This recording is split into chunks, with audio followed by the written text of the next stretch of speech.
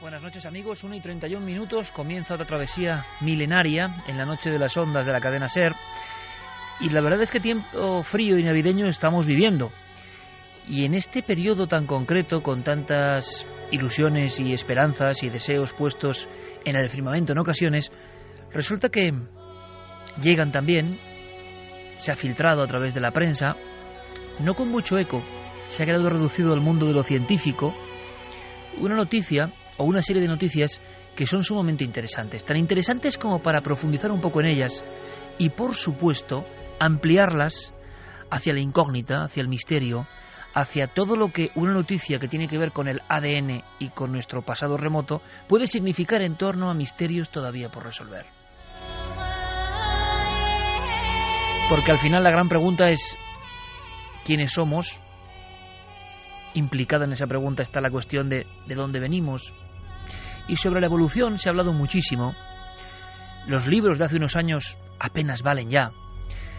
El carrusel de descubrimientos de las últimas épocas es sorprendente. Y solo os puedo decir que cosas que causaban risión entre los propios científicos o que se daban por inciertas absolutamente y por propias de mentes fantasiosas, resulta que ahora recobran fuerza. ¿Cómo resumir esto que es un poco complicado? Esta noche tenemos muchos temas muy variados, pero yo creo que merece la pena escuchar lo que significa el hallazgo en torno al código genético nuestro y al de nuestros ancestros. Veréis, hasta hace no mucho tiempo, y los que hemos estudiado la evolución humana, parece que estaba todo bastante diáfano. Las especies tenían un recorrido concreto, es más, hay algunos dibujos y gráficos que son un poco arquetipo de los tiempos. Pero resulta que hace unos 3 años todo empezó a quebrarse, o por lo menos a volverse mucho más complejo. En una cueva de difícil acceso, de una zona remotísima, en Siberia, aparece un dedo. Y ese dedo del que hablamos aquí como noticia cuando ocurrió, resulta que tenía un genoma, resulta que tenía unas propiedades como ser viviente, resulta que tenía un código completamente diferente. La ciencia, Svante Pääbo en concreto, el gran experto en el análisis de ADN, había descubierto a una especie de la cual no se sabía nada. Todo el mundo se echó las manos a la cabeza. ¿Cómo es posible que en pleno 2010, a finales, con toda la información que existe, con todo lo que nos han contado de quiénes somos, de dónde venimos, por qué la evolución, aparezca algo inesperado, tan inesperado? El análisis científico de aquellos restos abrió el camino para algo que es sorprendente. Se empezó a comparar genoma, también de la especie Neandertal, con nosotros mismos, con cualquier persona de la calle, con el ser humano actual. Los trabajos laboriosos lograron comparar ambos mapas, complejísimos, estructuras indescifrables casi hasta hoy. Y empezaron a llegar unas sorpresas que, como digo, se han transformado casi en cascada en las últimas fechas. Tenemos un documento, Svante Pääbo habla de esas primeras sorpresas. Resulta que nosotros estamos compuestos por muchas piezas, por muchas cosas que no estaban en el guión de hace tan solo unos años. Este tema se ha debatido mucho durante los últimos 20 o 30 años y ahora que hemos podido determinar la primera versión del genoma del Neandertal, hemos podido abordar la pregunta directamente analizando a las personas de hoy en día y preguntándonos si tenían pedacitos de sus cromosomas, de su ADN, procedentes de los neandertales. Y la respuesta es que sí.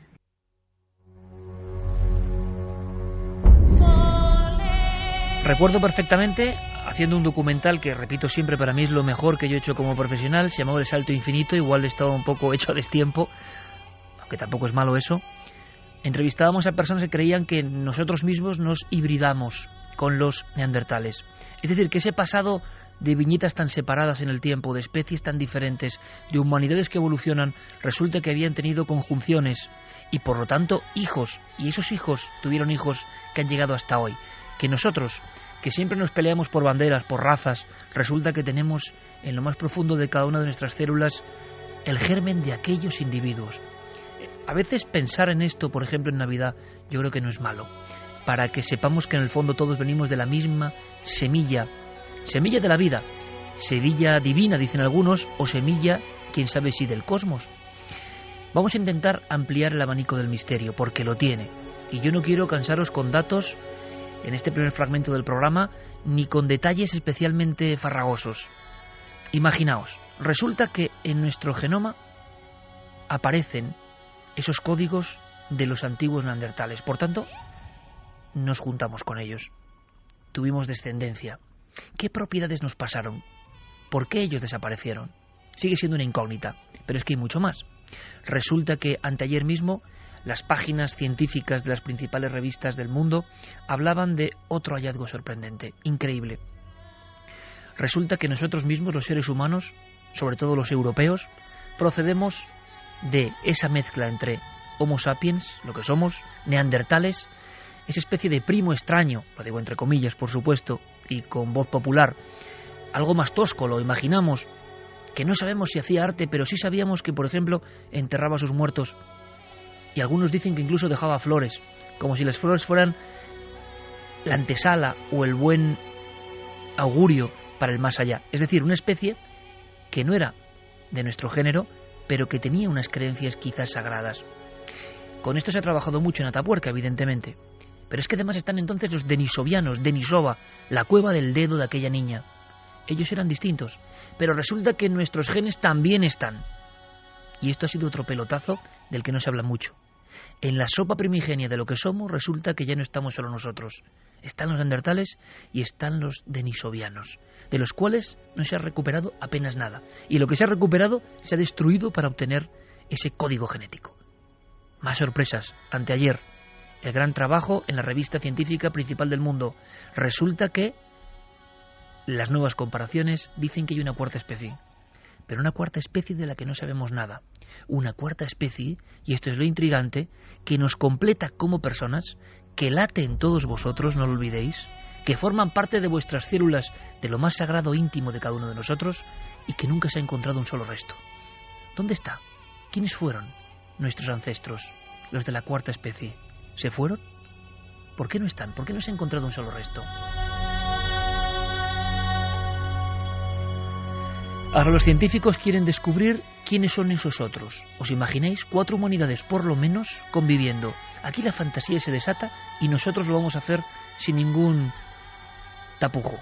Vamos a contar lo que nos sugiere todo esto. Pero antes escuchemos a un científico, a un premio Príncipe de Asturias de la Ciencia, uno de los amigos del programa que nos enorgullece con su presencia y con su ayuda. Es José María Bermúdez de Castro, director del proyecto Atapuerca, y que fue uno de los primeros, no ahora, sino hace mucho tiempo, que empezó a hablar de algo que parecía fantasía, que en el pasado estas hibridaciones, quién sabe si con más especies, tuvieron lugar. Esto implica reescribir la historia que nos habían contado. Le escuchamos. En primer lugar, en los años 80 hubo un debate muy interesante sobre el origen de nuestra especie, en el que algunos investigadores defendían que todos los humanos en África y en Eurasia pues se podían cruzar pues con gran facilidad y además pues muy a menudo, ¿no? Y en cambio pues otros investigadores defendieron que no era así, que las especies estaban bien diferenciadas, bien delimitadas, las poblaciones, no había cruzamientos. Y bueno, pues nosotros pues a principios de este siglo pues empezamos en base a una serie de datos que estábamos viendo en el registro fósil de los yacimientos de Atapuerca, empezamos a decir que bueno que había quizá que pensar en algo intermedio, ¿no? En no ser tan drástico, tan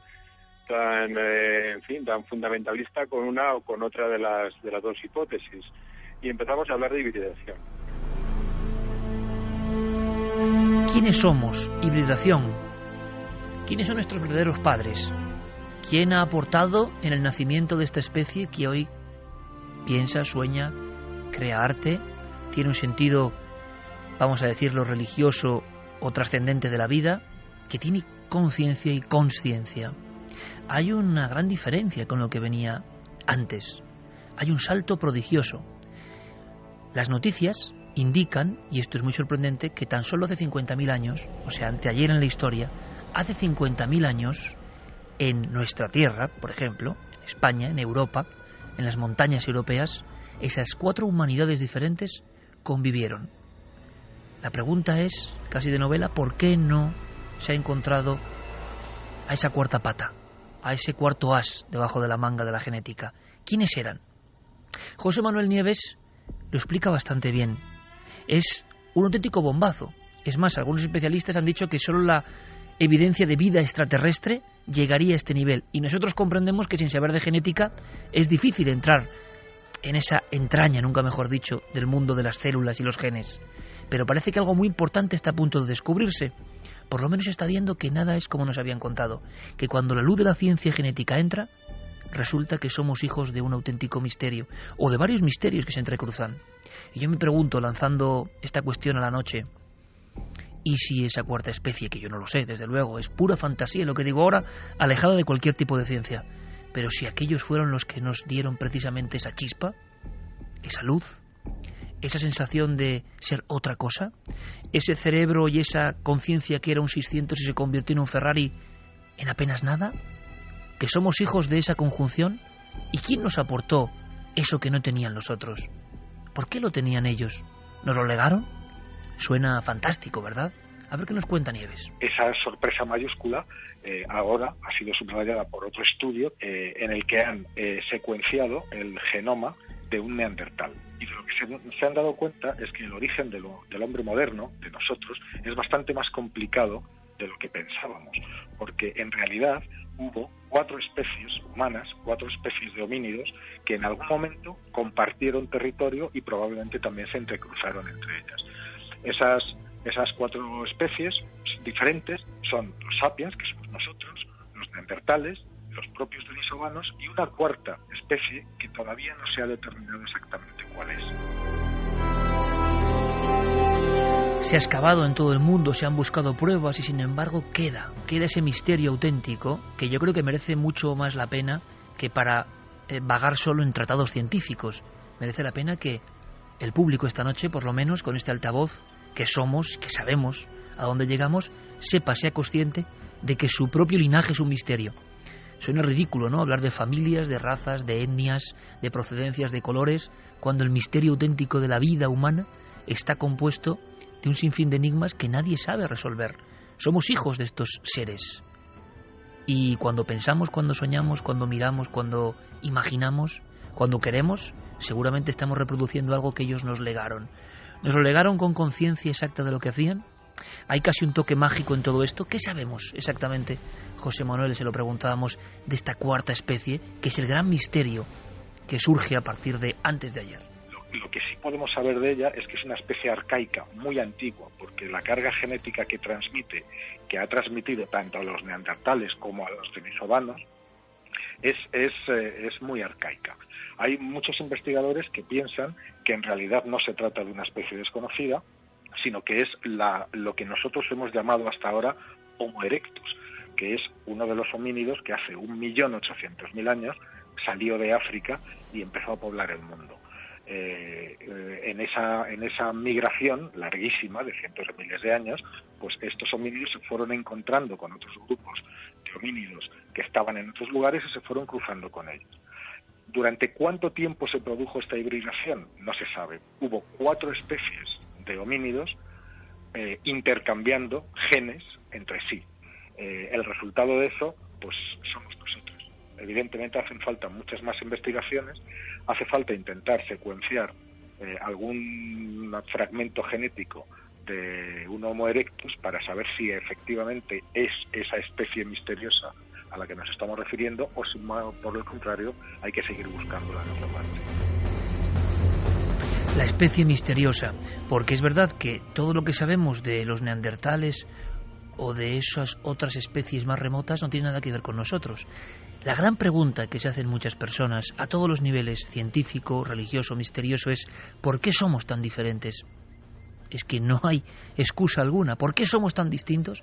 ¿Por qué tenemos esta capacidad prodigiosa para ser conscientes, este trabajo mental, y los demás parece que no la tenían? Es como comparar a un hombre casi del futuro con alguien precisamente de la edad de piedra. ¿Es todo una cuestión evolutiva o resulta que hay una serie de mezclas que nadie comprende muy bien? Bueno, pues yo quiero ser valiente esta noche. No quiere decir que sea una opinión personal, pero vamos a abrir la posibilidad de la imaginación. Porque estos temas suelen encajar con el gusto popular, nos gustan, porque hay grandes lagunas en torno a nuestro origen. ¿Nos gustan los mitos de extraterrestres que vienen de fuera o de dioses que nos crearon a su imagen y semejanza? Porque realmente no sabemos quiénes somos ni dónde venimos. Mañana en Cuarto Milenio tenemos un debate que puede ser realmente explosivo y es curioso que coincida. Los Anunnaki como debate. La sensación de que hubo unos seres extraterrestres para algunos, yo no lo sé, que llegaron y nos dieron ese equipaje, ese chip que nos diferencia en apenas un fragmento pequeñísimo del tiempo de lo que había antes. Esas capacidades asombrosas. Nos las dieron alguien que estuvo, lo hizo por algo y se marchó. ¿O se quedó? Nadie lo sabe. Así que como tenemos ese debate, sería bueno ampliar la perspectiva. ¿Cómo ven, no los científicos, como habéis escuchado, a Svante Pavo, a Bermúdez de Castro o a José Manuel Nieves? ¿Cómo lo ven los que siguen los temas convencidos de que la hibridación sí ocurrió, pero no ocurrió solo entre razas humanas, sino que en ese cóctel del que somos hijos, y que ahora uno es consciente de ello, de ese proceso no tan recto, sino absolutamente caótico y extraño, alguien puso su varita mágica, alguien puso su condimento, alguien nos creó. Bien, ¿cómo lo verán ellos? Hemos preguntado a Enrique de Vicente, que durante mucho tiempo ha investigado por qué en todas las culturas madre de la Tierra existe esa historia de que llegan unos seres diferentes, plonk, y nos meten una especie de pendrive, y somos lo que somos. Pero lo que esto nos indica una vez más es que no sabemos casi nada sobre nuestro pasado y sobre nuestro origen. Todo lo que podemos hacer con lo poco que tenemos es dar palos de ciego, es imaginar cómo podría ser un rompecabezas de 1000 piezas del que solo hemos encontrado 30 piececitas correspondientes a una de las esquinas y 5 más del resto.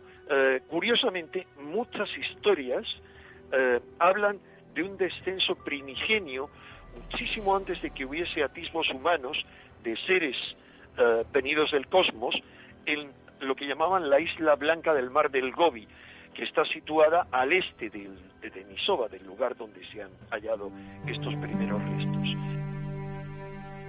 Dando palos de ciego intentamos componer el puzzle. Esta especie asombrosa y prodigiosa, la especie que manejaba piedras, que pintaba las cuevas de una forma prodigiosa, esta misma especie ha acabado construyendo instrumentos para leer su propio código más interno, para leer su mensaje más profundo, el mensaje que quizá alguien nos dejó.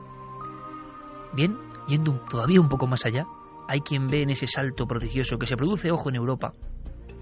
No se produce en África, se produce en Europa cuando un grupo de estas personas, quizá hace 50.000, 40.000 años, empieza a decorar las cavernas mostrando unas capacidades mentales artísticas fuera de toda duda.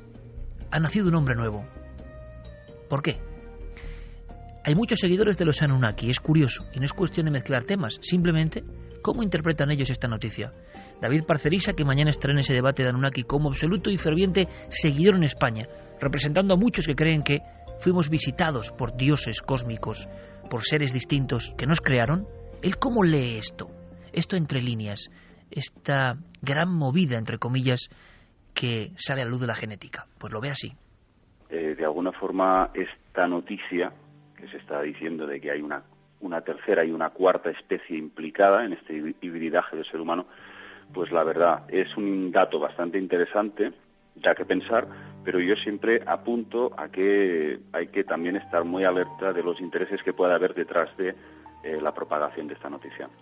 Cuando se da una noticia de esta índole, que debería de ser como para conmocionar a la opinión pública, a veces uno puede pensar que quizás están preparándonos para algo, para algún evento que pueda producirse a escala global. Yo no sé hasta qué punto, pero veo un interés. Ahora, el tema es que hace ya muchísimo tiempo que ya se sabe todo esto, que se ha conseguido realmente determinar que tenemos el germen de la conciencia humana no puede haber sido fruto de una evolución tan súbita, y creo que la prueba más evidente es de qué manera emerge la cultura sumeria, de una forma como si hubiese caído ese conocimiento del cielo, y de golpe y porrazo aparece una civilización de las más interesantes, más ricas en el mundo, en el sentido de que de repente desarrollan un sistema sexagesimal, matemática, agricultura, ingeniería. Según la arqueología oficial es la primera gran civilización, pero yo creo que probablemente estas entidades, estos seres, estos visitantes estuvieron también en muchísimas otras regiones del mundo, civilizando otras posibles culturas anteriores. Dos formas de ver esta misma historia. La puramente científica, asombrosa también, consternada por lo que se está descubriendo, y la más para algunos fantasiosa, bueno, no lo sé, quizá la fantasía tenga la verdad. Los que creen que la hibridación ocurrió, pero no precisamente con otros seres humanos, sino con seres instructores que vinieron de fuera. ¿Y qué pensáis vosotros? Esa es la gran cuestión, la más importante. Carmen, buenas noches. Buenas noches, Iker. Porque explicar esto no era sencillo, ¿eh? Y hemos visto cómo en los medios es normal, es que hay tantos conceptos, ADN, genética, especies diferentes, pero lo que creo, y ojalá lo hayamos conseguido, que se puede llevar nuestro público, nuestros espectadores, oyentes esta noche, es que se está cayendo como un castillo de naipes todo aquello que era ultra evidencia y que nuestro pasado, sea cual sea el resultado, es un enorme misterio. Pasaron cosas durante cientos de miles de años que nunca vamos quizás a ver. Pues sí, escuchábamos varias teorías y justo los mensajes ya nos hablaban de seres extraterrestres, de Anunnakis, también salía esa palabra, del eslabón perdido. Hay un verdadero interés por saber en realidad quiénes somos. Si todo esto es tan sencillo como nos lo han contado, esa evolución que ahora parece que se va al traste con los nuevos descubrimientos, o hay otra cosa que no conocemos y que pues ahora se puede empezar a ver que no todo estaba tan explicado como creíamos. Vamos a dar, Iker, como siempre hacemos, las vías de contacto, las abrimos desde ya para que la gente opine, para que nos envíen sus preguntas. En las redes sociales, en Twitter, en Facebook y en Google Plus, nos tienen que buscar en Nave del Misterio y nuestro correo electrónico milenio3 con número @cadenaser.com. Con Jeremy Martínez, con estas músicas tremendas del sexto día de fondo, que en el fondo es genética también. Genética, qué gran misterio. Hemos construido herramientas para leernos a nosotros mismos y estamos buscando, es una búsqueda solitaria, quiénes somos, a nivel celular. Con Fermín Agustín, por supuesto, todo el equipo ya dispuesto y Santiago Camacho a mi lado, estoy seguro que tomando sus propias notas mentales, porque este tema, yo quiero decirlo, da para abrir la fantasía, considerándolo fantasía, porque para los científicos esto tampoco invalida la evolución, me imagino, simplemente indica que hay muchas cosas que no conocíamos, pero la corriente de la evolución, imagino que es la mayoritaria. Para los que estamos ya locos de atar y no nos importa abandonarnos en brazos de la fantasía como otra perspectiva del conocimiento, esto puede arrojar otras cuestiones. No sé si para Santi también. Pues ante todo, pues estoy emocionado probablemente porque estamos ante una de las semanas más apasionantes en la historia de la ciencia que se ha vivido en los últimos tiempos. No solo por esto, ha habido varias otras noticias que curiosamente también todas ellas han tenido muy pequeño eco en los medios de comunicación y que, pues bueno, estaban más ocupados en nuestras pequeñas cosas, nuestros pequeños conflictos, nuestras pequeñas miserias, pero que demuestra como siempre la grandeza de la ciencia que nos hace avanzar un pasito en el conocimiento y en ese paso nos hace darnos cuenta de cuantísimo más ignoramos, que ignoramos muchísimo más de lo que creíamos antes. Y desde luego esta primera noticia es impresionante. Desde luego es una auténtica historia de detectives de la antigüedad, de detectives de la antropología, averiguar quién era ese cuarto desconocido. Un cuarto desconocido que probablemente tenía que, si estuvo hibridándose con las otras tres especies, tenía que ser una especie muy extendida.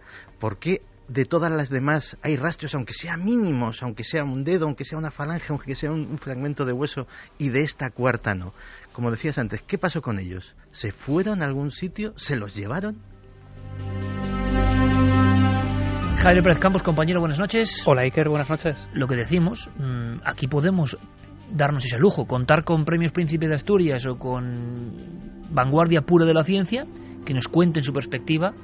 Gente como Bermúdez de Castro, que es que además está emocionado porque dentro de su ámbito, y por supuesto con la ciencia, y sin ir nunca al ámbito de la fantasía, pues hombre, es un reto, ¿no? Resulta que ellos ya hablaban hace muchos años de esa hibridación. Y eso causaba risa en no pocos otros científicos, ¿no?, en su tiempo. Y ahora llega este cóctel asombroso. Pero nosotros, como digo, podemos ir hasta más allá. Y nos suena esta historia. Nos suena a una historia que se viene contando en diferentes civilizaciones, mundos.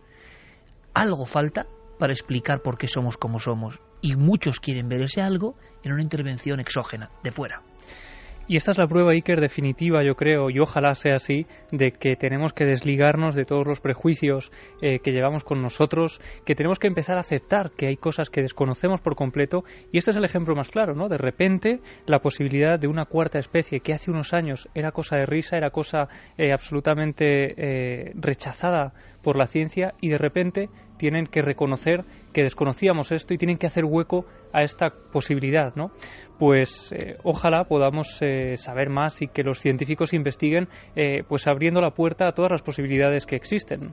Es curioso porque ha coincidido con el tema de los Anunnaki que planteamos mañana y que para muchos también era, y me incluyo, me parecen en algunos aspectos cosas exageradas, pero luego uno ve algunos elementos y en el fondo hay una necesidad del ser humano, con mayor o menor imaginación, de rellenar unos huecos, unos importantísimos huecos.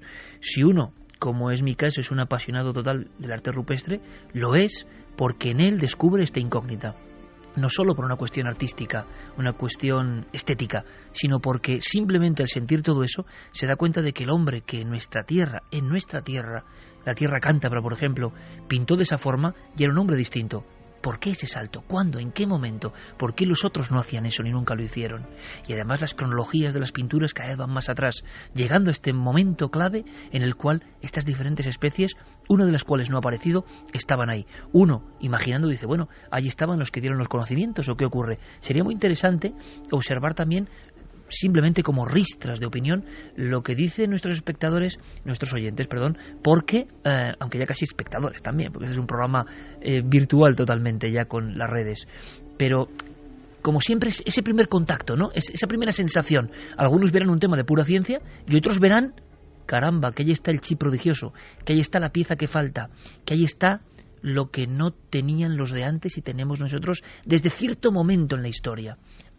Y por eso, como parece casi ciencia infusa, muchos dicen, parece que fue un regalo que alguien nos trajo. Pues mira, Alejandro Carmona nos decía, la cuarta especie puede que venga de muy lejos, de las alturas. Dark Matery, yo no creo en la evolución, sino pienso que había muchas especies de humanos en la Tierra y que sobrevivió la más adaptable. Miguel López, este tema es increíble y más increíble aún que no lo traten en los medios generalistas. 4 prehumanidades y un solo resultado. Sandboy Paranormal dice, somos entonces, como afirman los teóricos de los alienígenas ancestrales, una creación de seres extraterrestres. Álvaro Martín, ¿y si somos producto de ingeniería genética de seres más avanzados pertenecientes a otros mundos? Paramos un momento aquí nada más, pero simplemente por lanzar la cuestión. Hay muchos programas, muchos documentales, lo hablábamos hoy precisamente en la redacción. Ya cualquier persona, como es normal y es libre y nos parece fantástico, se documenta de un sinfín de cosas, de materiales que hay por la red. Hay muchos programas de grandes cadenas que están utilizando el tema de alienígenas ancestrales como banderín de enganche. Yo personalmente, observándolo, contando muchas barbaridades también. Tiene un impacto, pero muchas barbaridades.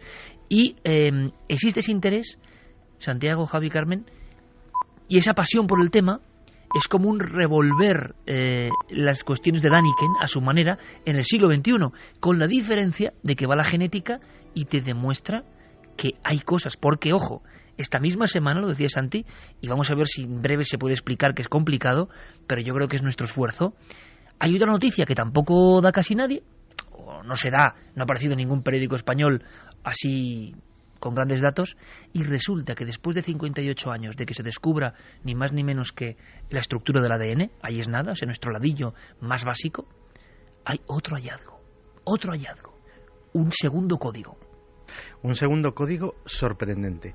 Fíjate, la primera noticia, la de estas 4 especies, venía de la gran revista Nature, pues la otra gran revista científica, Science, daba otro aldabonazo histórico a la ciencia. Debajo de nuestro código genético hay otro código del cual no se sabía absolutamente nada. Y esto ya está contrastado por un equipo de científicos de la Universidad de Washington que han publicado este trabajo en esta revista Science y que, para explicarlo de una manera muy sencilla... Por cierto, Santi, las 2 principales revistas de ciencia, las que marcan la pauta y que han sido criticadas por el premio Nobel de medicina, por cierto, diciendo que nunca más va a escribir en ellas porque también son inquisitoriales de alguna forma en sus palabras. Las dos, una lanza esta cuestión tremenda y otra lanza lo que vas a contar ahora. Yo te lanzo otra cuestión igualmente tremenda, que es una noticia muy buena y no tan buena vista de otro punto de vista. Claro, los científicos de la Universidad de Washington nos lo explicaban así, que es muy fácil de entender. Imaginemos que nuestro código de ADN es una novela. Es una novela que ya hemos aprendido a leer, que nos la sabemos de memoria, conocemos cada uno de sus párrafos, los personajes, la trama. Y entonces la tenemos ahí guardada, trabajamos con ella y de repente llega un señor y nos dice, pues verás, te voy a contar una cosa súper curiosa. Coges la primera palabra de la novela y a partir de ahí, una de cada 4. Pues resulta que dentro de esa novela hay otra novela que te cuenta otra historia completamente diferente.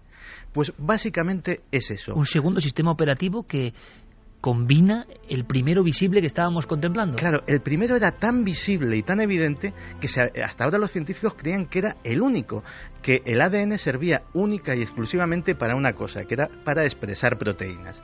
Es decir, que la materia que forma nuestro organismo pues sea o la queratina de las uñas o las células de la piel o las células óseas, y que eso va dando forma. Pero debajo hay, utilizando curiosamente esos mismos ladrillitos pero de otra forma, hay otro código que han descrito los científicos que convierte al ADN en un prodigioso, absolutamente inimitable sistema de almacenamiento de información que todavía no saben cuál es.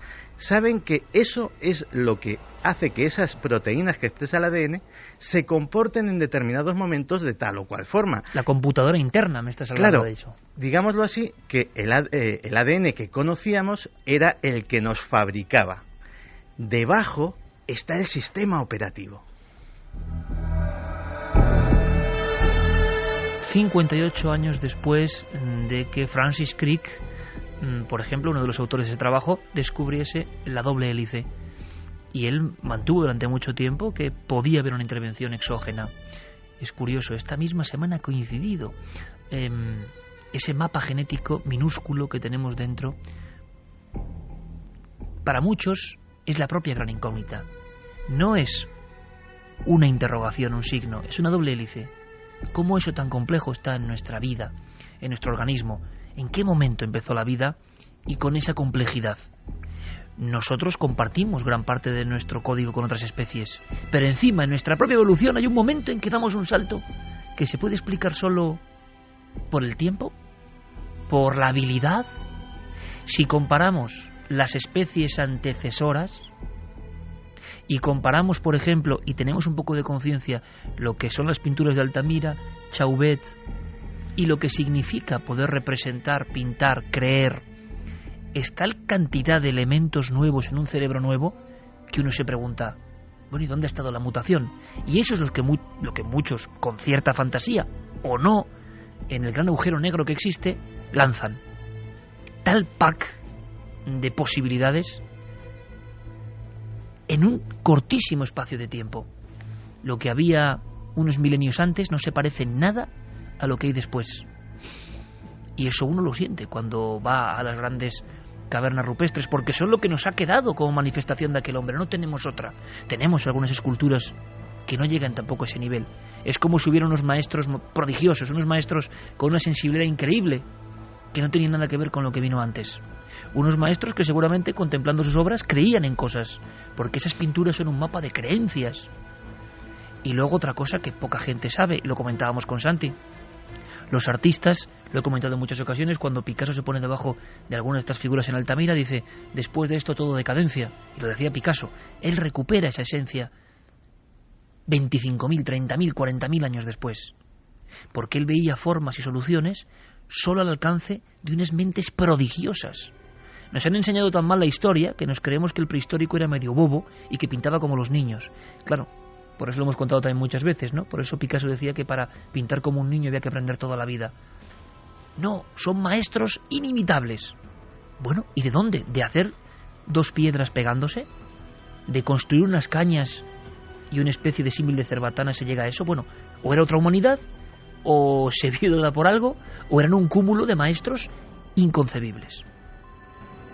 Vamos con más mensajes. Adrián nos decía, si alguien de fuera vino a enseñarnos, todas las civilizaciones antiguas tendrían la misma cultura e idioma, ¿no? Es muy interesante, porque lo cierto y verdad es que, Santi, todas las culturas importantes del mundo tienen la misma historia.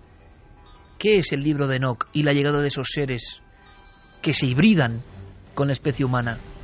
¿Qué son los dioses del cielo, del altiplano americano, que llegan con cascos resplandecientes sobre carros de fuego y dan las instrucciones de cómo ser cultura, urbanizarnos y generar un futuro?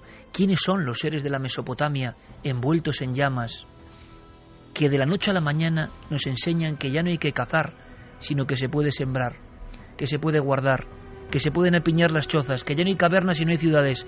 Todos los grandes saltos se producen al mismo tiempo que llega una leyenda de otros. Yo no digo que sea verdad o no, digo que ocurre a nivel sociológico esto. Y sucede a nivel mundial. Has citado esos ejemplos, pero es que prácticamente en todos los continentes. La antigua mitología china posee también esos seres venidos de otro sitio que dan ese poder, esa sabiduría. Los aborígenes australianos también creían en unos superiores que les legaron buena parte de su conocimiento de lo que ellos denominan el mundo del sueño y de la magia. Es decir, estamos hablando de un fenómeno universal y desde luego fíjate que nuestros oyentes también se hacen eco de esto. La palabra Anunnaki seguramente ahora mismo está en las mentes de muchos. Cuando estábamos hablando en la redacción de esta noticia, yo que también soy muy fantasioso, claro, me preguntaba, como hacía hace un momento, ¿dónde fue esa cuarta especie desconocida? Y me vino una elucubración como puede venirle a cualquiera, no tiene ninguna base, ningún fundamento científico, pero llegué a pensar, ¿y si no existió nunca ese cuarto desconocido? ¿Y si era un fragmento de ADN creado en un laboratorio e insertado ahí? Nunca hubo una especie cuarta a la que perteneció ese ADN y por eso no se encontrará jamás. ¿Fantasía? Puede ser.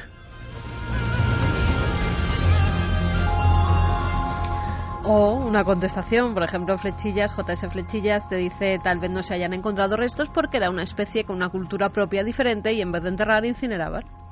Sí, pero se han encontrado muchos lugares de incineración en toda la historia. O sea, en nuestro propio país, algunos de los grandes restos de la historia son urnas cinerarias de los íberos, por ejemplo, con los restos. Esos restos no se marchan, no se evaporan. No esos restos se tiren al agua.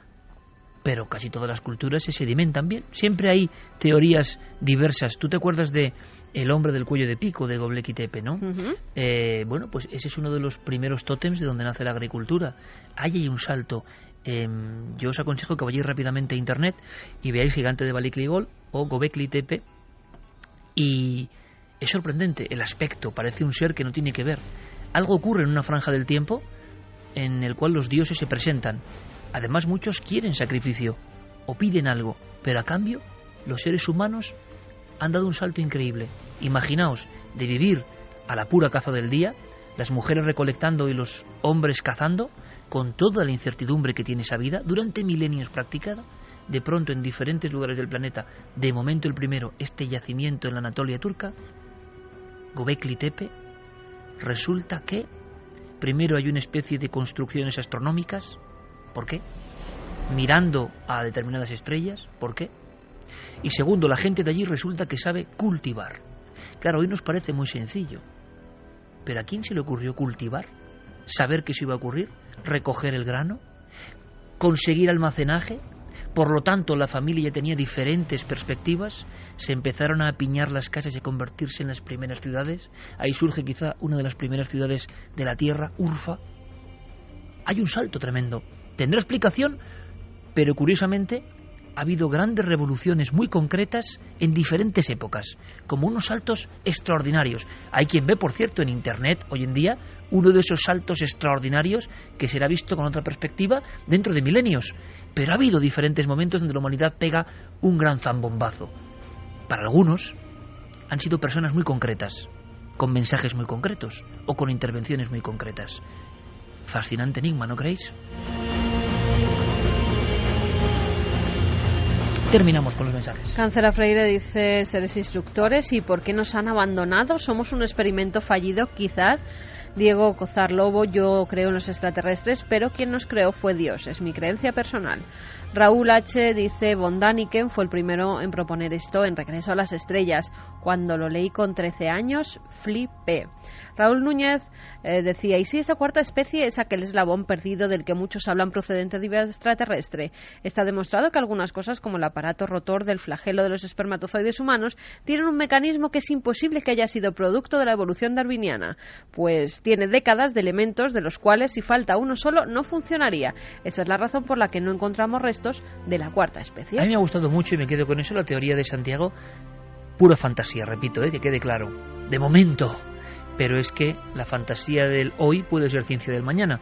Claro, pero es la misma pregunta que yo le hacía a Santi en la redacción. ¿Y quién creó en esa cápsula de la que tú hablas esa vida, ¿no? Ese gen. Pues mira. ¿Y por qué? ¿Y por qué nos hizo este experimento? Bueno o malo, no se sabe. Como digo yo muchas veces, si uno quiere creer en extraterrestres, el mejor libro para leerse es la Biblia. Y el de cualquier cultura prácticamente fundacional, donde los dioses cobran forma casi antropomórfica y se presentan ante nosotros. Quedará mucho por resolver en esta historia tremenda de nuestros ancestros. Los maestros instructores aparecen en todas las culturas.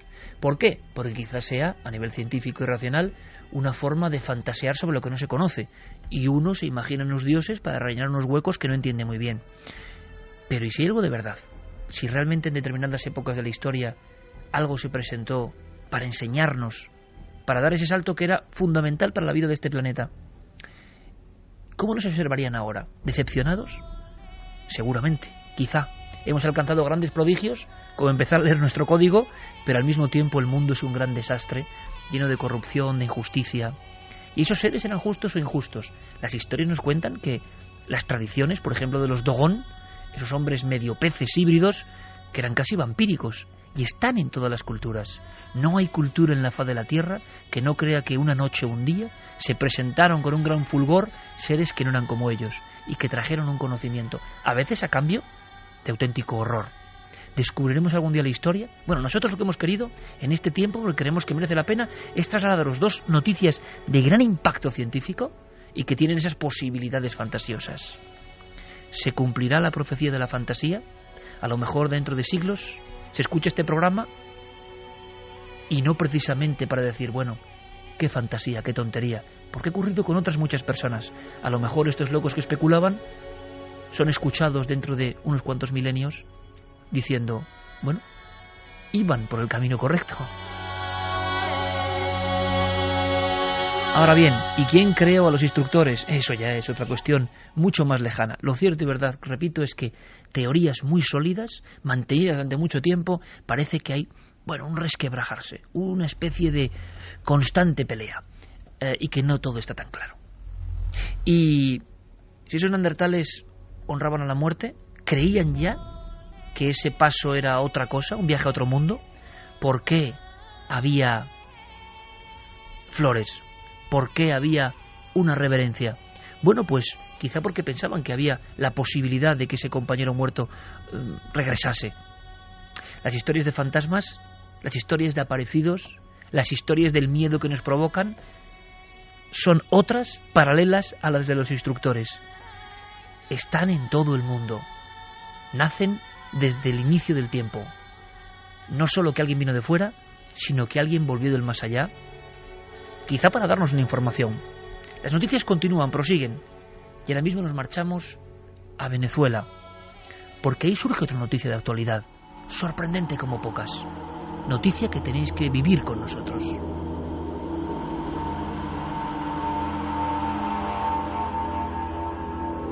¿Qué está pasando en Venezuela, Javier? Pues lo que está ocurriendo en una localidad muy concreta, la de Guanipa, en Venezuela, tiene aterrorizada a toda una comisaría de policía, funcionarios, miembros de seguridad, personal de limpieza y los propios reos, los prisioneros que están en la cárcel anexa a este edificio, están viviendo escenas de auténtico pánico, como digo, porque desde hace 2 meses son muchos los que aseguran que por el pasillo deambula una figura, la figura de una mujer con pelo oscuro sobre la cara que va flotando que no pisa el suelo y que incluso en más de una ocasión ha llegado a agredir a los miembros de este lugar. Parece propio de película de terror japonés, la propia escena, el propio lugar. Pero ¿está pasando ahora? ¿Hay testigos? ¿Hay periodistas investigando? Y sobre todo, ¿hay miembros policiales preocupados con este asunto? Sí, todo ocurre y todo sale a la luz gracias a que el comisario Carlos Ratia se pone en contacto con una periodista, con Sara Vargas, y le cuenta que está ocurriendo algo muy extraño. Lo que da la voz de alarma es una fotografía, la fotografía tomada en la celda 3 por uno de los presos a los que durante unos minutos al día se le deja acceso a su teléfono móvil, y él capta la fotografía de lo que parece una mujer con el pelo largo, negro, en mitad de uno de esos pasillos. Carlos, el comisario, no se toma muy en serio esta información, pero sí que sirve a Sara, a la periodista, para conocer un poco más pues todos los casos que se desconocían y que empiezan a salir a la luz gracias a ella. Nosotros hemos hablado, Iker, con esta periodista, con Sara, que ha estado allí, que ha estado dentro de esta cárcel hablando con todos los testigos, y así nos contaba ella cómo se iniciaba esta investigación.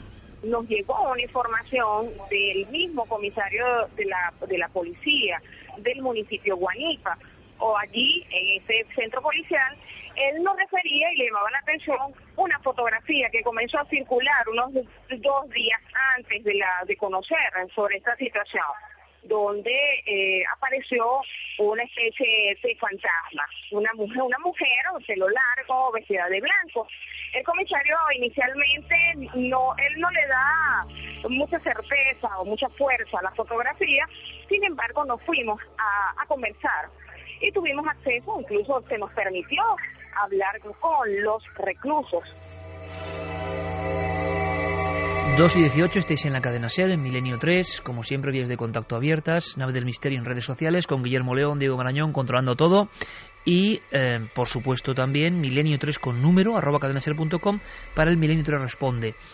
Claro, es que muchas veces hay fotografías, la típica del fantasma de pelo largo, de trucaje básico, de aplicaciones sencillas, y que muchas veces abren una historia, y en este caso el comisario, imagino que con criterio, pensaría que eso era una tontería, y resulta que cuando luego van a ver a los reclusos sí que empiezan a surgir datos con nombres y apellidos. Claro, lo que se sospecha es que esta fotografía puede ser una especie de llamada de atención, o haber puesto en el en el candelero esta información que en el fondo estaba siendo muy comentada entre los propios reclusos, porque desde hacía 2 meses a esta parte, a estos días, hoy mismo siguen produciéndose estos fenómenos, hoy mismo, y de hecho Sara sigue investigando todo esto. Pues hay un total de 60 reclusos. Estas 60 personas ya hablan de haber vivido experiencias muy similares. Hay nombres y apellidos de gente que cuenta experiencias personales de encuentros con esta figura que llega a ser agresiva, especialmente en esa celda 3. El edificio Iker es un edificio de hormigón, muy sencillo, muy humilde, construido hace unos 9 años. Se ha buceado en la historia del lugar y allí se descubre que no hay nada truculento, no hay nada trágico aparentemente. Eso eran unos terrenos del ayuntamiento que estaban vacíos y que se decide construir allí esa comisaría de policía. Sara nos contaba pues cómo los reclusos hablan de unas evidencias que ocurren antes de la propia aparición de la figura: malos olores, sonidos extraños, una luminaria, una especie de resplandor que inunda algunas de las celdas. Y así nos cuenta Sara lo que ocurre también cuando aparecía esta figura femenina. Ellas aseguran que la mujer aparece allí en esa celda y siente una especie de calor y un olor nauseabundo. Ellos, al despertar, han podido observar el rostro de una mujer vestida de blanco. Hacen referencia a que incluso flota, la imagen flota, nunca pisa suelo, y la han visto salir desde aquí, desde esa celda. Uno de esos testigos de los que hablábamos es Isandra Maroya, una mujer que está embarazada, que lleva 6 meses en esa cárcel por un presunto robo, y ella dice que no puede dormir por las noches, que tiene que dormir con un ojo abierto porque ha llegado a ver esa figura que incluso llega a meterse en la cama, casi a tumbarse a su lado, y ella vive esas escenas con auténtico pánico. No es la única, muchos otros reclusos dicen que la ven a los pies de la cama, sobre ellos flotando, e incluso también en el interior de las mantas, como si de repente surgiera de la nada. Lo más tremendo, Iker, es que algunos la han visto también andando por los pasillos, han escuchado su llanto y son muchas otras las evidencias de que este supuesto fantasma está por la cárcel aterrorizando a esta gente. Hay momentos, dicen que no veían la imagen, pero sí a través de las ventanas, que hay unos pasillos, y por allí escuchaban el llanto.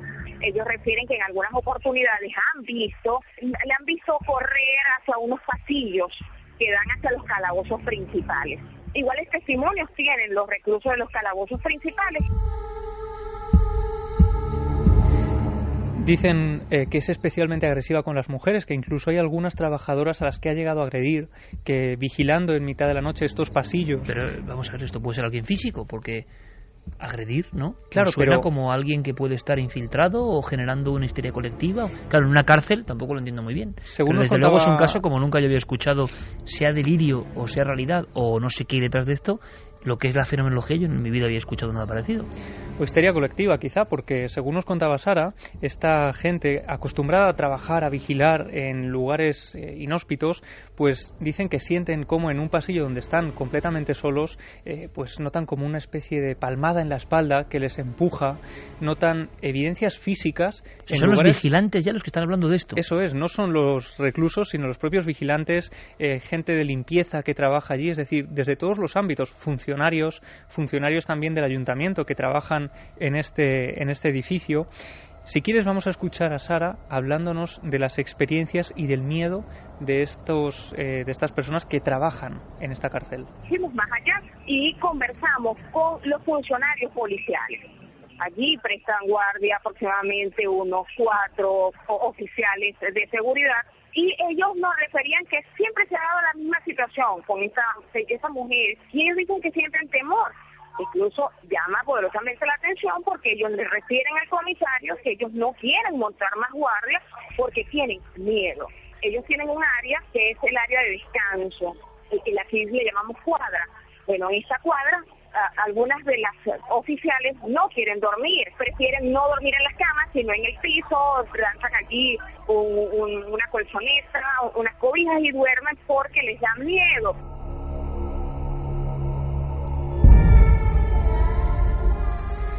Y algunos funcionarios, Iker, han llegado a negarse a hacer guardias en soledad, siempre piden que sean acompañados, las luces del lugar no se apagan nunca, a petición también de los propios reclusos que comparten celdas y que en ocasiones, y esto es un detalle interesante, son testigos en varias personas a la vez de estas visiones.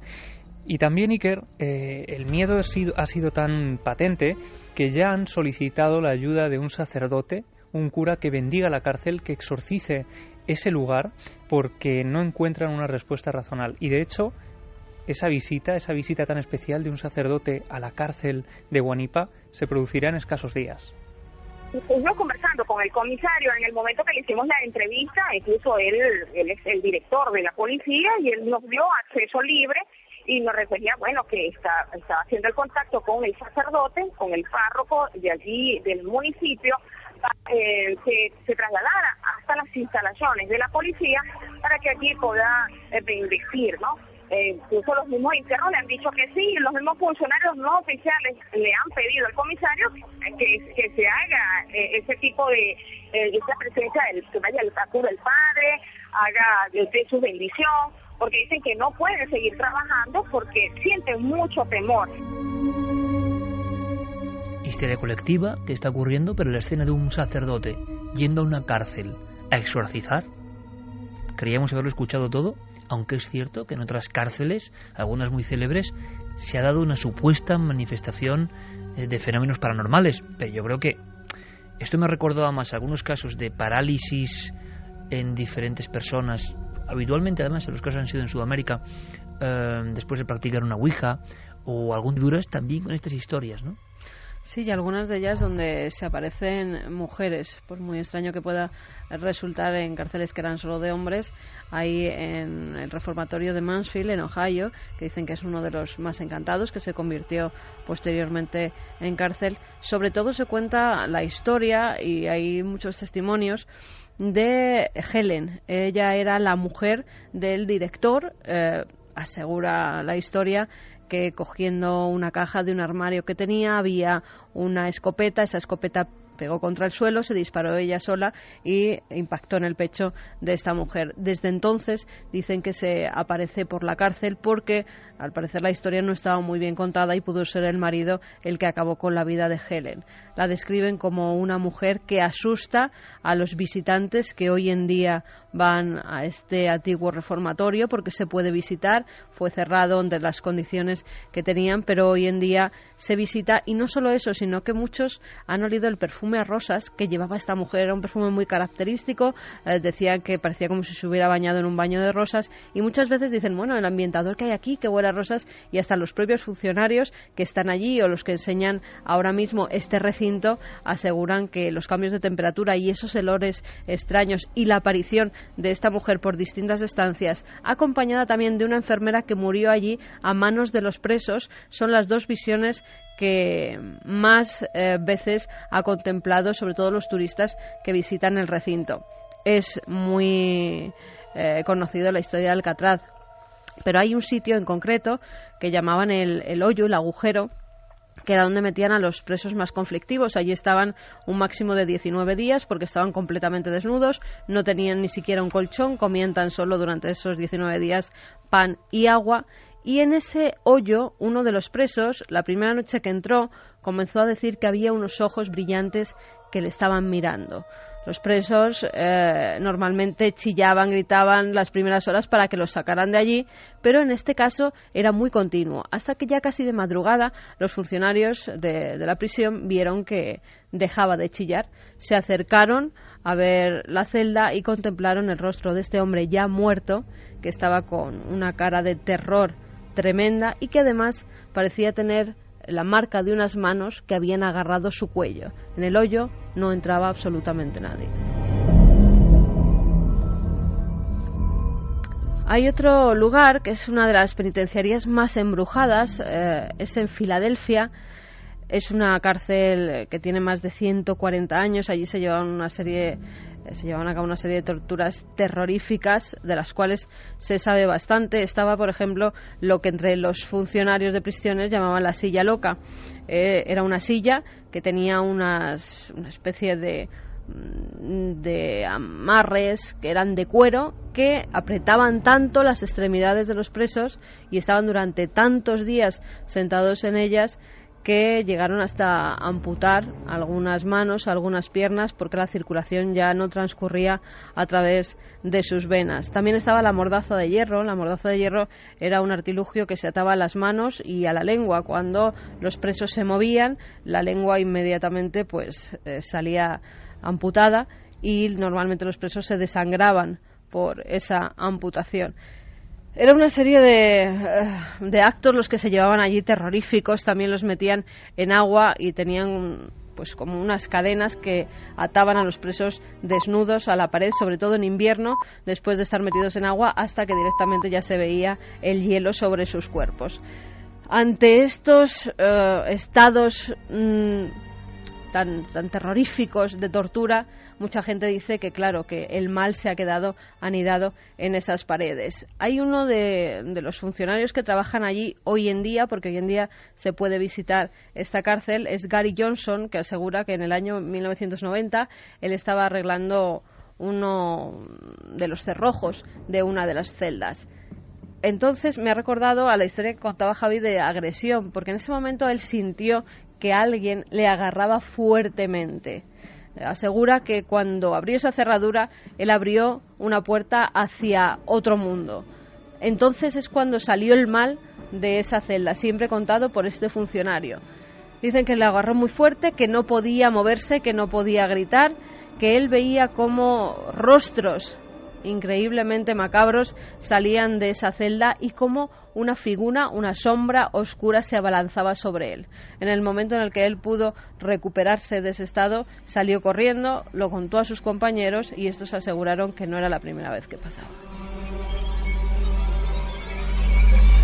Bueno, y ahí la fenomenología, pero extrañísimo sin duda el caso que era noticia esta semana y que por eso de alguna forma estaba en este dossier informativo de Milenio 3, perdón. Esto ya es un poco cambalache, lógico, ¿lo entendéis? intentaremos indagar a ver dónde llegamos, ¿no?, con el asunto de esta prisión humilde, esta comisaría anexo el lugar donde están los presos, pero ha habido muchas más noticias interesantes que nos llevan ni más ni menos que a la Luna. Y sobre la Luna hay una cosa inesperada también que realmente os puede interesar. Cambiamos de tercio, Geray, vámonos con la música rumbo a eso, a esa Luna que ha sido visitada por un artilugio chino hace escasos días. Por cierto, la conspiración también es libre. A estas horas, 2:32, ¿qué dirán los amigos de Santi en torno a ese viaje chino a la Luna?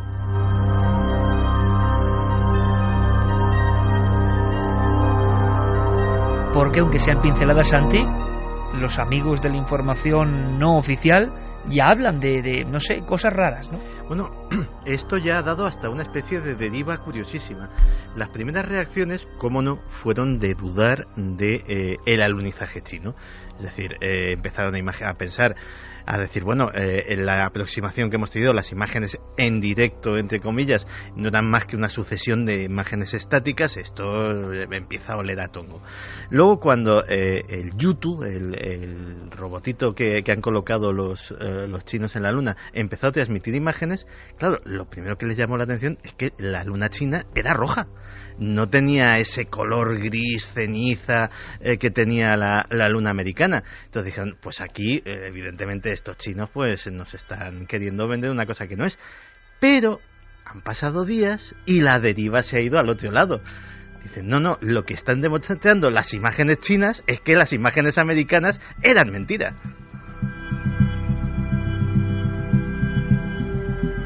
Buenísimo.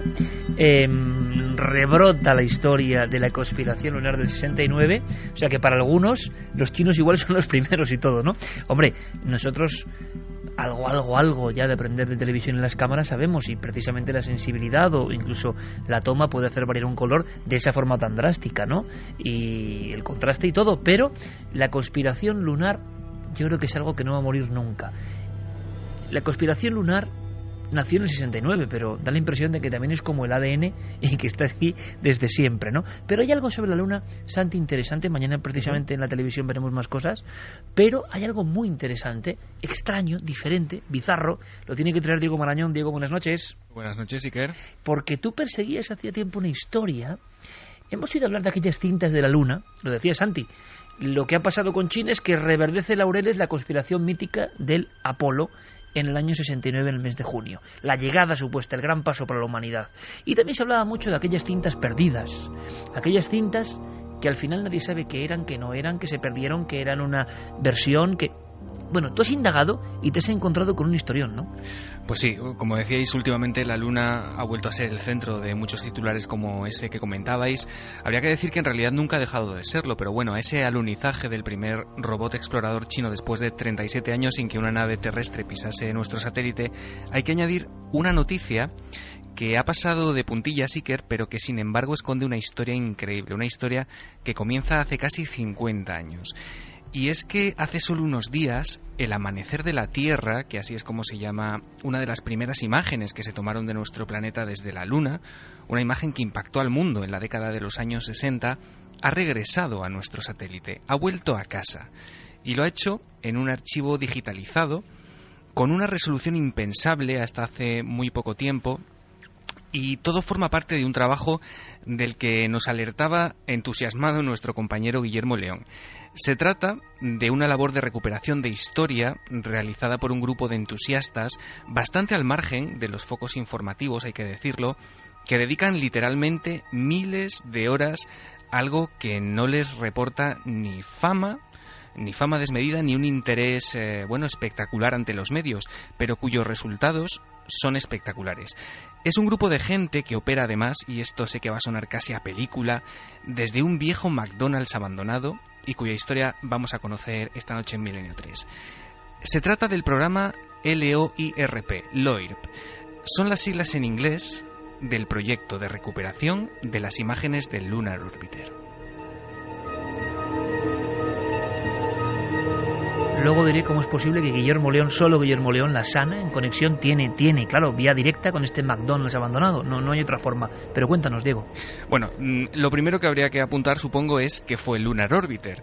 Bueno, cuando hablamos de esto, Iker, nos estamos refiriendo a un programa estadounidense que se llevó a cabo entre los años 1966 y 1967, que estaba compuesto por 5 misiones y cuyo objetivo era de alguna manera mapear la superficie lunar, preparar el terreno para que las naves del programa Apolo, que vinieron después, fuesen a nuestro satélite con una mayor seguridad y con objetivos más claros a la hora de aterrizar.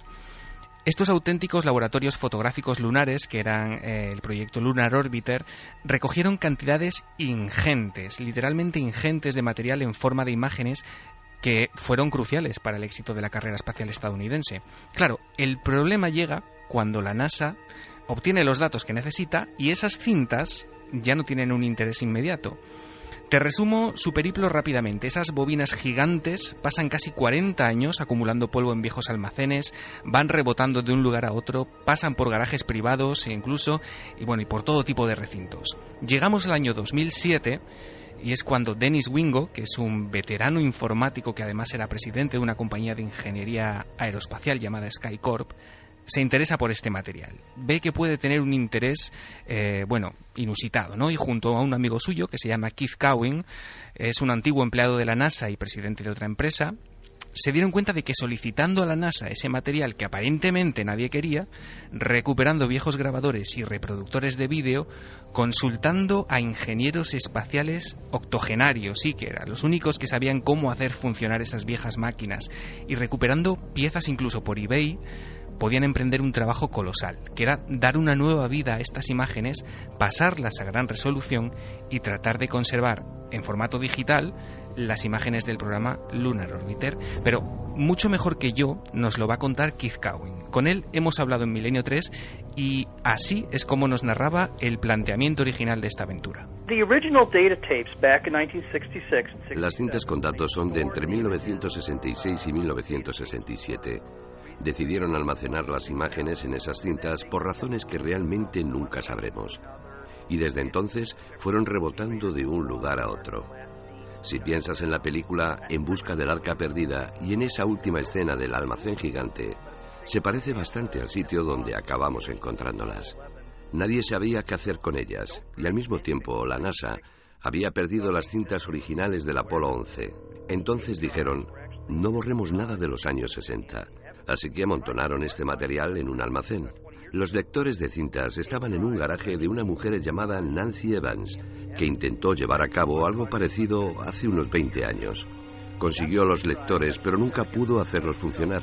Así que se trató de acudir a garajes, a viejos almacenes, de encontrar piezas en eBay, localizar a ingenieros octogenarios, de encontrar un edificio abandonado y de hacer encajar todas las piezas de nuevo.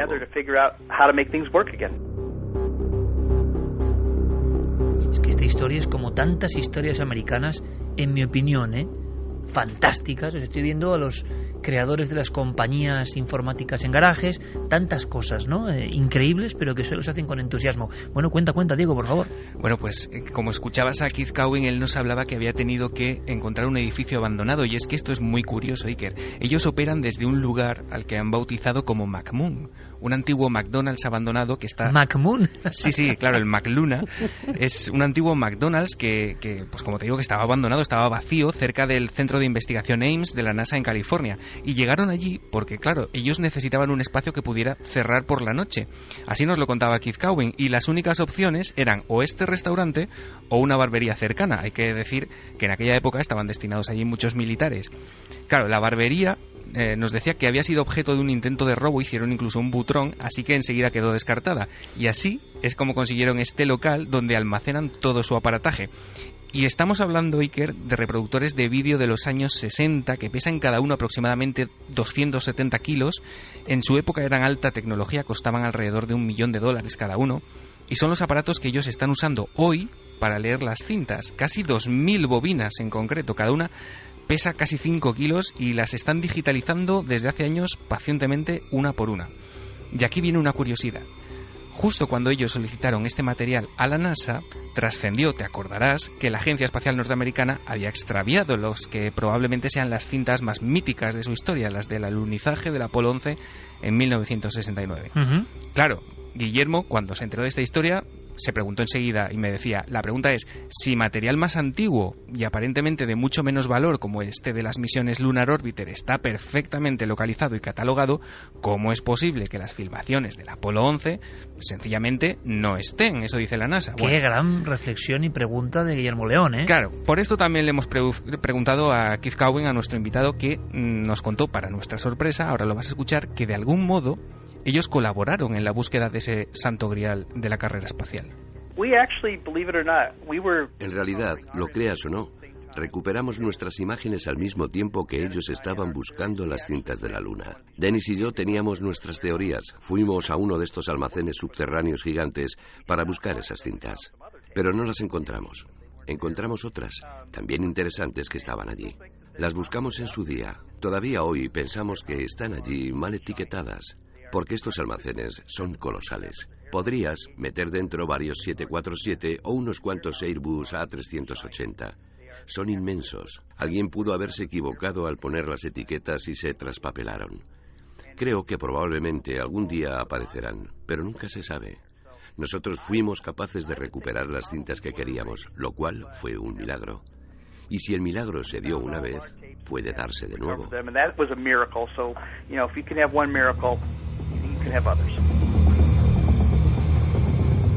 2:42, pero Diego Marañón, compañero, entonces, ¿qué son esos almacenes inmensos donde cabe de todo y donde pueden estar las cintas de la Luna? Porque lo increíble, se lo preguntaba a Santiago Camacho mientras escuchábamos esta entrevista de esta historia maravillosa, Diego, es que las cintas de la llegada del hombre a la Luna, las cintas originales se perdieron. Y esto quedó ahí en la bruma y uno piensa, bueno, igual se han recuperado en este tiempo. Son 700 cajas, de las cuales están perdidas 698. Y eso porque unos años más tarde, esto se descubrió en 2006. ¿Y no habrá sido un robo?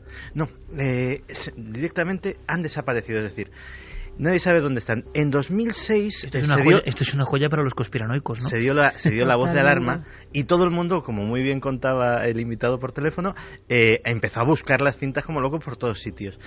En un sótano polvoriento de la Universidad de Perth, en Australia, apareció una caja con 100 cintas, que es una cantidad ínfima, porque estamos hablando, no son cintas VHS, son cintas con telemetría. La inmensa mayoría de ese material ni siquiera tiene imágenes, es decir, son datos técnicos, digámoslo así, cintas de ordenador.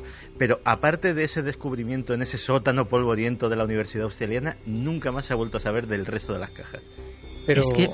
Bueno, sí, a mí lo que me sorprende, no sé, aquí en España, por ejemplo, desaparece el Códice Calistino y hasta que aparece nos bombardean con noticias de la búsqueda, de todo lo que se está haciendo, del despliegue que se lleva a cabo, y yo con esto de la NASA no he visto ninguna noticia de esta búsqueda. No sé si existe o no, pero claro, yo desde luego no. Ha sido muy discreta, ¿no? Oficialmente no está robado. Claro, es decir, es que ellos perdido. dicen, nosotros lo tenemos, claro. Lo que no sabemos es dónde. Keith Cowen incluso dice que es que él está seguro de que está traspapelado, que alguien debió etiquetarlas mal, que también hace falta tener valor para pero etiquetar. tantas etiquetarlas mal. Claro, bueno, él dice que como esos almacenes son tan gigantescos, y ponía ese símil de En busca del arca perdida, esa escena final, pues que probablemente algún día aparecerá. Eso es lo que él pero dice. si imagináis, Diego y compañeros, y por cierto quiero agradecer a Guillermo la destreza, ¿no?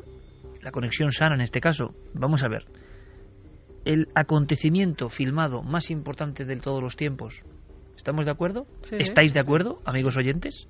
¿Hay algo más importante que la llegada de un ser humano a otro mundo, a un satélite, bueno, que es otro mundo realmente?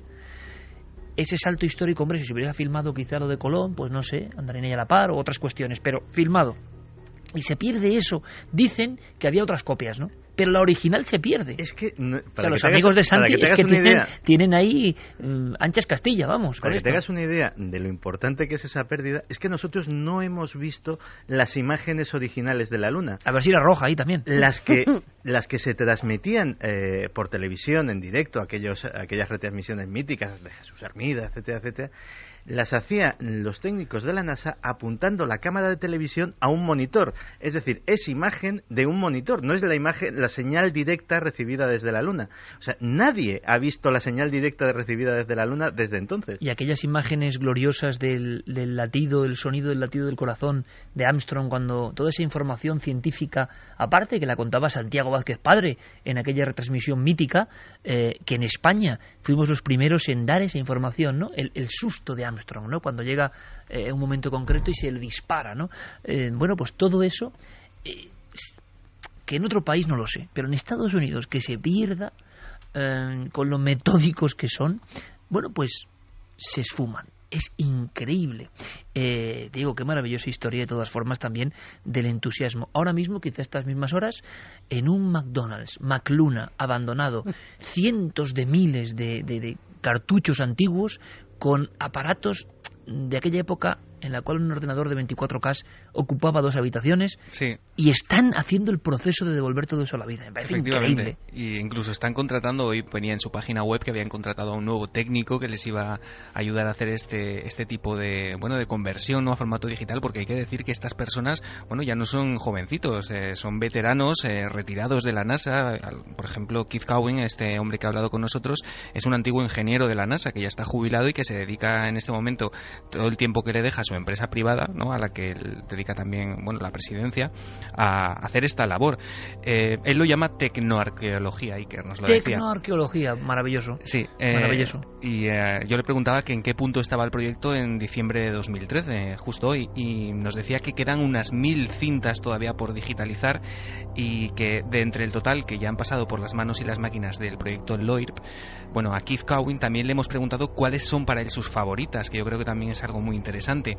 Y vamos a escuchar lo que nos cuenta, y seguro que mientras tanto Guillermo León va a mostrarlas en Twitter. Íntimamente va a encantar a mucha gente que nos lo pedía ya desde hace varias semanas. En unos minutos nos escuchamos. Hasta luego, Diego. Chao.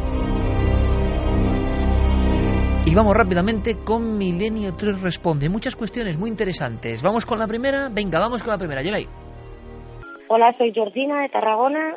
Os quería preguntar sobre el caso Miranda de Ebro, del cual investigasteis sobre el tema, conocisteis a la pareja, fuisteis al piso, incluso se hicieron análisis por Aitor Curiel. Quedó en fraude. Hace un par de años, ¿no?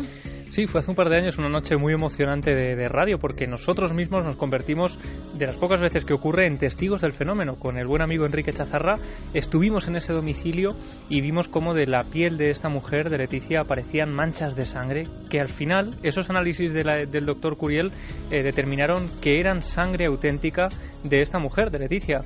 Lo que ocurre es que pudimos dar respuesta parcial a este enigma, porque esa sangre era suya, podía ser fruto de alguna extraña afección, pero lo que no supimos dar respuesta es a los fenómenos paranormales que ocurrían en su casa. Había fenómenos extraños en la casa, y al mismo tiempo esta mujer en un estado de tensión tremendo, y delante de vosotros y de las cámaras y de los micrófonos de la SER se ponía a sangrar, como a exudar sangre, ¿no? Eso es. Lo que ocurre, y lo curioso, es que unos oyentes propusieron que esta pareja sacara de su casa algunos objetos que habían comprado recientemente en un país exótico. Los sacaron al domingo siguiente, solo 24 horas después, y a partir de ese momento, Iker, de ese mismo día, cesaron por completo los fenómenos paranormales. Hola, soy Gloria. No son restaurantes, lo que dicen en la película, son como casas donde cada vez se lleva a cabo una cena entre un grupo muy elegido de personas. A mí me parece una leyenda urbana. Las sociedades gastronómicas, para tener sí, sociedad gastronómica humana. En nuestra opinión, la de Milenio, podemos estar equivocados, ojalá no estemos equivocados, leyenda urbana. Buenas madrugadas, soy Maite Caballero de Córdoba y me gustaría saber si el sonido llamado el ronquido de Taos tiene relación con el hum o es lo mismo, porque parece ser que mientras que el hum se graba con un simple móvil, el ronquido de Taos no queda registrado en micrófonos convencionales. También quisiera saber si hay alguna nueva información sobre las investigaciones que se están llevando para saber el origen de estos sonidos. Muchas gracias. Santi, vamos rápido. Si te parece, le decimos a Yeri que nos ponga ese sonido ronquido de Taos, sí, para que lo identifiquemos. Venga, Yeri, va.